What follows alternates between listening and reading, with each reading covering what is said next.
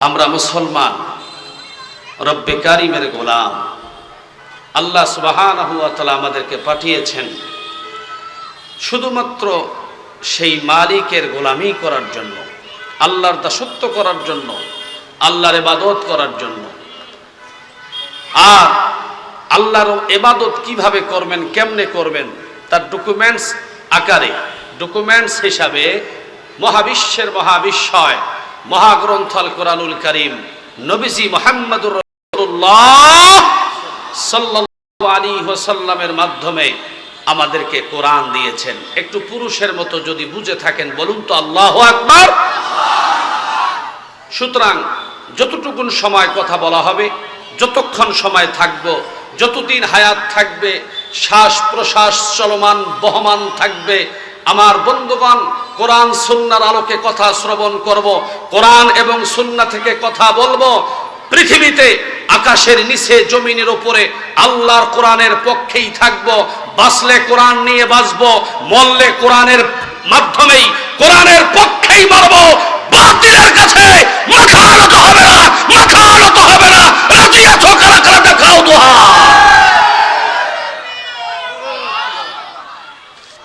আমার ভাইরা, সুতরাং যতটুকু সময় কথা হবে কোরআন সুন্নাহ থেকে কথা হবে। আপনারা অনেকেই আমাকে চেনেন এবং আমরা যারা এখানে বসেছি মেহেরবানি করে আদবের সাথে একবারে বসে যান। একবারে আল্লামা আব্দুল খালেক শরীয়তপুরি সাহেব হাফিজাহুল্লাহ আসার আগ পর্যন্ত আপনারা বসে পড়ুন ইনশাআল্লাহ। আর গেটের মধ্যে কোনো রকমের ডিসিপ্লিনের বহির্ভূত কোনো কাজ করা যাবে না প্লিজ।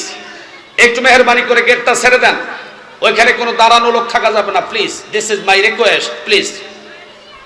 আমার ভাইরা, সুতরাং আমি অনুরোধ করব, আমার পরেই আরেকজন মেহমান আছে, উনি কথা বলবে। আমার সম্মানিত পিয়ারুল ভাই হয়তো বা কথা বলবে। এই কারণে আমি বেশি সময় কথা বলবো না, অল্প সময়। আজকে আমি আলোচনা করব না, ওয়াজ করব না। পাশাপাশি অনেক প্রোগ্রাম আছে, আলোচনা শোনার পরে বা নাম শোনার পরে আপনারা যাবেন। আমি আপনাদের কাছে জানতে চাচ্ছি, পুরুষের মতো জবাব দিবেন, আপনারা কেমন আছেন? আসুন মহান মুনিবের দরবারে শুকরিয়া আদায় করি। আল্লাহ সুবহানাহু ওয়া তাআলা আমাদেরকে পার্ট অফ হেভেন, জান্নাতের বাগানে আসার বসার তৌফিক এনায়েত করলেন। সেই মহান রব্বে কারীমের দরবারে শুকরিয়া আদায় করি।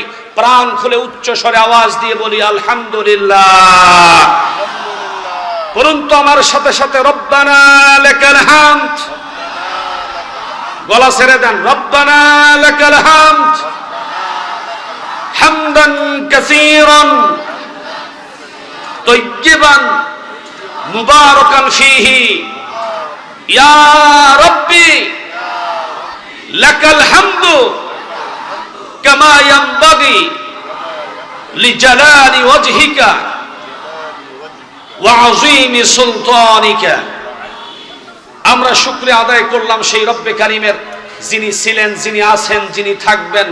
আমরা তার গোলাম, আর আমাদের গোলামির নমুনা হবে একমাত্র সালাত এবং কোরআন সুন্নাহর আলোকে কথা বলে, ঠিক না বেঠিক?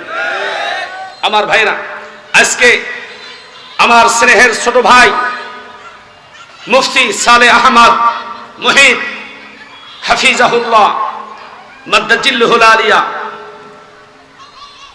এই ছোট্ট ভাই আমার এখানে একটি প্রতিষ্ঠান দিয়েছেন। আপনারা জানেন পৃথিবীতে যে সমস্ত মানুষ, মুহিতের ব্যাপারে কথা বলার আগে আরো একটু বিষয় ক্লিয়ার করে দেই।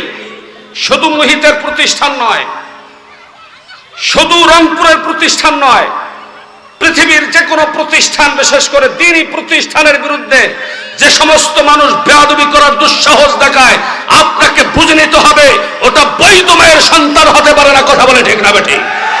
যারা কোরআনের বিরুদ্ধে কথা বলে, ইসলামের বিরুদ্ধে কথা বলে, মাদ্রাসার বিপক্ষে অবস্থান করে, চুলকানি উস্কায়া দিয়ে, চুলকানি ভাষায়া দিয়ে বিভ্রান্ত সৃষ্টি করে সমাজে, আপনাকে বুঝে নিতে হবে ওটা আবু জাহেলের চামচা ছাড়া আর কিচ্ছু না। কথা বলে, ঠিক না বেঠিক? সুতরাং কোরআনের পক্ষে কথা হবে, কোরআনের পক্ষে ছিলাম, কোরআনের পক্ষে আছি, কোরআনের পক্ষেই থাকবো। প্রয়োজনে কোরআনের পক্ষে অবস্থান করতে গিয়ে যদি সাইদির মতো বিশাল ইনজেকশন আমাদের শরীরে শরীরে নিতে হয়, আমরা নিতে রাজি না রাজি? আমরা নিতে রাজি আছি না আছি না?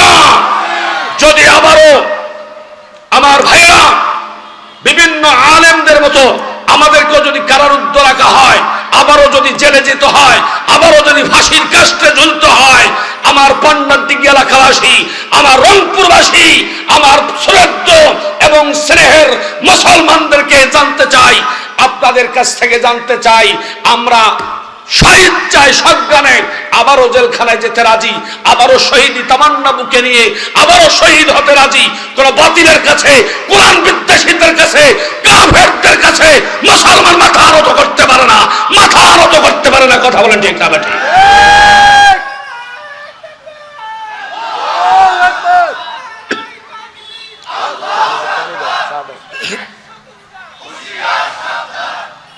আলহামদুলিল্লাহ, খুব অল্প সময় কথা বলবো। সুতরাং মুহিত আমার ছোট ভাই এখানে প্রতিষ্ঠান দিয়েছে, এই প্রতিষ্ঠানের বিপক্ষে কোনো অবস্থান গ্রহণ করবেন না। আমরা রংপুরের সন্তান, সারা পৃথিবী চষে বেড়াচ্ছি। একটি বিষয় শুনে আমি খুব মনক্ষুণ্ণ হলাম, তার প্রতিষ্ঠানের ব্যাপারে, তার মাদ্রাসার ব্যাপারে, তার মাহফিল নিয়েও গেঞ্জাম কেন হয়? আল্লাহর কোরআন as a complete code of life, মহাবিশ্বের মহাবিশ্বয় মহাগ্রন্থ আল কোরআনুল কারীম থেকে কথা হবে। কোরআনের পক্ষে থাকবো, বাঁচলে কোরআনের মতো, কোরআন সুন্নাহর আলোকে বাঁচবো। আমার ভাইরা বাঁচলে বীরের মতো 1000 বছর আপনার বিড়ালের বাচ্চার মতো বেঁচে কোনো লাভ আছে? এই জন্য সিংহের মতো বাঁচতে চাই। রাজি আছো মুসলমান? কারা কারা আরেকটাবার দুহাত দেখতে চাই? লিল্লাহে তাকবীর, লিল্লাহে তাকবীর। হাত নামান। আমার ভাইরা, আসুন আলোচনা শুরু করা যাক। মহাগ্রন্থ আল কোরআনুল কারীম, এই কোরআন নাজিল করা হয়েছে আজ থেকে 1400 বছর আগে নবীজি মুহাম্মদুর রাসূলুল্লাহ সাল্লাল্লাহু আলাইহি ওয়াসাল্লামের উপরে। সম্মানিত ভাইরা, আমি যে সূরা থেকে আলোচনা করব, সূরাটির নাম হচ্ছে সূরা মাঈদা। মহাগ্রন্থ আল কোরআনুল কারীমের 5 নম্বর সূরা, 6 নম্বর পারা, 9 নম্বর পৃষ্ঠার 15 নম্বর আয়াত। এই সূরাটি নাজিল হয়েছে মুহাম্মদ সাল্লাল্লাহু আলাইহি ওয়াসাল্লাম এর উপরে মাদানী জীবনে। একটু আওয়াজ দিয়ে বলুন তো আল্লাহু আকবার। আল্লাহ রাব্বুল আলামিন বলেন, জাআকুম মিনাল্লাহি নূরুন ওয়া কিতাবুম মুবিন।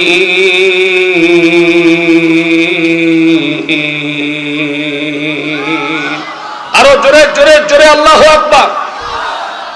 আমার ভাইরা, আল্লাহ রাব্বুল আলামিন বলেন, ও দুনিয়ার মানুষ, আমি আল্লাহ সুবহানাহু ওয়া তাআলা তোমাদেরকে দুটা জিনিস হাদিয়া দিলাম। একটা নূর দিলাম। নূরটা সাধারণ কোনো নূর নয়, সাধারণ কোনো আলো নয়। এই নূর হলো মুহাম্মদুর রাসূলুল্লাহ সাল্লাল্লাহু আলাইহি ওয়াসাল্লাম। আর একখানা কিতাব দিলাম যার নাম হলো কোরআনে কারীম। আমরা সেই কোরআন এবং রসুলকে জানার জন্য এসেছি। কথা বলেন ঠিক না বেঠিক? আরো জোরে বলেন ঠিক কিনা? আল্লাহ রাব্বুল আলামিন এই কোরআনের গুরুত্ব বুঝাতে গিয়ে সূরা তাহা 1 ও 2 নম্বর আয়াত ব্যবহার করেছেন। সূরা তাহা 20 নম্বর সূরা, 16 নম্বর পারা, 11 নম্বর পৃষ্ঠার 1 ও 2 নম্বর আয়াত আমার আল্লাহ রাব্বুল আলামিন বলেন, তাহা আলাইকাল কুরআন লিতাশকা।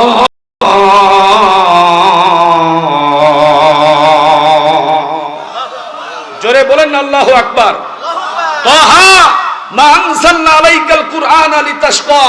নবী হে, এমন একখানা কিতাব আমি আপনার উপরে নাজিল করলাম, এই কিতাবের কারণে আপনার এবং আপনার উম্মতদের ভাগ্যকে নষ্ট করাবে না। এই কিতাব মানলে পরে আপনার উম্মত কোন সময়ের জন্য তাদের জীবন বিনষ্ট হবে না, বরং এই কিতাব মানলে অবশ্যই তাদের জীবন হবে সাফল্যমণ্ডিত, তারা হবে জান্নাতুল ফেরদাউসের মেহমান। একটু আওয়াজ দিয়ে বলেন আল্লাহু আকবার। গলা টানতেছে কেন ভাই? আমার বন্ধুগণ, সুতরাং আমরা এই কোরআন অবশ্যই মানব, কোরআন দিয়ে জীবন চালাবো, এই কোরআনের পক্ষে থাকব। আমার বন্ধুগণ, আমি যখন ইন্ডিয়ায় সফর করি, কলকাতার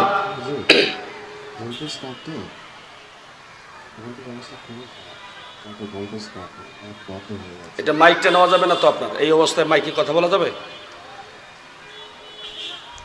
আমার ভাইরা, ভোল্ট কম, হয়তো কারেন্টের ভোল্ট কম, এই কারণে আওয়াজটা গলা টানতেছে। গলা টানা যাবে না, শরীয়তপুরি ভাই আসবে, সুন্দর করে দিয়ে আমাদের যা হয় হোক নাকি। আল্লাহু আকবার কোন। আমার মুসলমান ভাইরা, সেই কোরআনের পক্ষে থাকবো। কোন কোরআন থেকে আজকে আলোচনা হচ্ছে? এমন একটি কিতাব, এমন একটি কোরআন থেকে আলোচনা হচ্ছে, যেই কিতাব মানলে পরে আল্লাহ পাক আমাদেরকে সেই জান্নাতের সুউচ্চ মাকাম লাভ করাবেন। আল্লাহ রাব্বুল আলামিন সূরা ফুরকানের 1 নম্বর আয়াতে বলেন, তাবারাকাল্লাযী নাযালাল ফুরকানা আলা আবদিহি লিয়াকুনা লিল আলামিনা নাযীরা। পূত পবিত্র মহান সেই সত্তা আল্লাহ রাব্বুল আলামিন, যিনি আমার নবী, আপনার নবী, আমাদের সকলের নবী, বিশ্ব নবীর উপরে মহাগ্রন্থ আল কোরআনুল কারীম নাজিল করেছেন। বলেন সুবহানাল্লাহ। কেন নাজিল করা হলো? আল্লাহ পাক অন্যত্র বলছেন, আলিফ লাম র, কিতাবুন আনজালনাহু ইলাইকা লিতুখরিজান নাসা মিনাজ যুলুমাতি ইলান নূর। আলিফ লাম র, আলিফ লাম মিম, তাহা, ইয়াসিন। এর অর্থ পৃথিবীর কেউ জানে না। কে জানে? একমাত্র কে জানে? আরো জোরে বলেন কে? আল্লাহ পাক জানেন। সেই আল্লাহ সুবহানাহু ওয়া তাআলা বলছেন, কিতাবুন আনজালনাহু ইলাইকা, নবী হে, এমন একখান কিতাব আপনার উপরে নাজিল করা হলো, অবতীর্ণ করা হলো, লিতুখরিজান নাসা মিনাজ যুলুমাতি ইলান নূর। যেই কিতাব মানলে পরে, যেই কিতাবের ছায়াতলে আসলে পরে, যেই কিতাবের সংস্পর্শে আসলে পরে, আমার ভাইরা, আল্লাহ সুবহানাহু ওয়া তাআলা বলছেন, যেই কিতাবের স্পর্শে, সংস্পর্শে আসলে পরে, আমার আল্লাহ সুবহানাহু ওয়া তাআলা তাদের ব্যাপারে বলছেন যে কিতাবের ছায়াতলে আসলে পরে আমি আল্লাহ পাক অন্ধকার থেকে আলোর পথ দেখাবো। একটু আওয়াজ দিয়ে বলেন আল্লাহু আকবার। প্রধান অতিথি সাহেবের আগমন। পানি দেন না ভাই,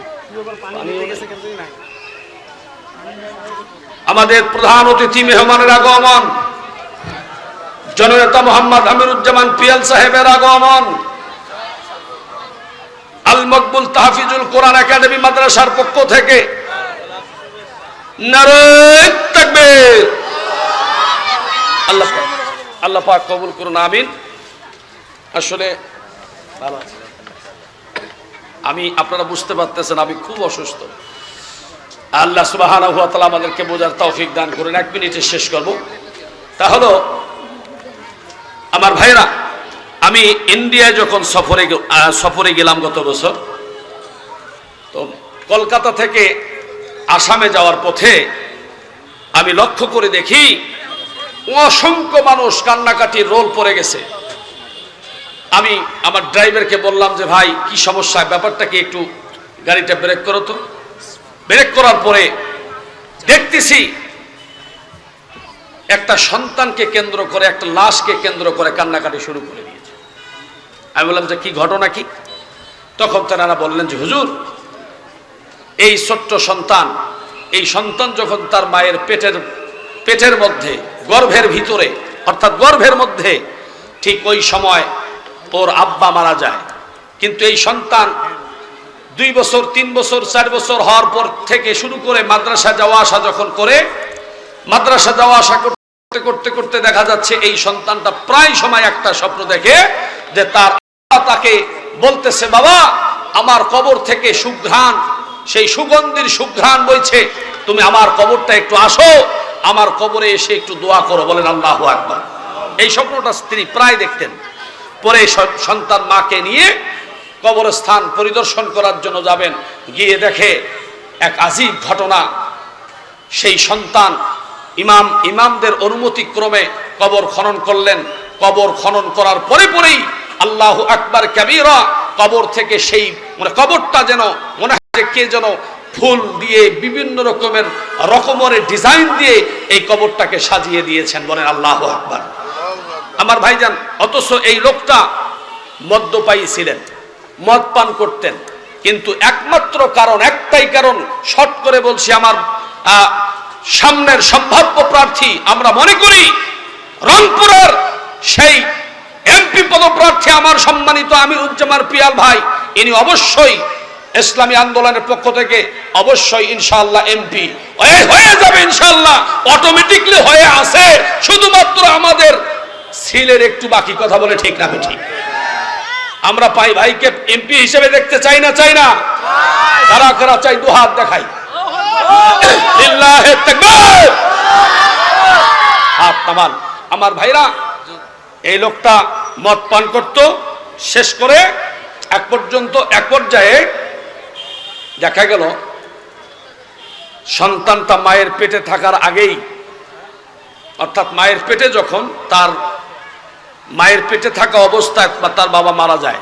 মদ পান করতো একটা সময়। সন্তান যখন মাদ্রাসায় গিয়েছে, যাওয়ার আগে মানে স্ত্রীর কাছে মেসেজ ছিল, বাবা আমার প্রাণের স্ত্রী, আমি যদি মারা যাই আমার সন্তানটাকে মাদ্রাসায় দিও।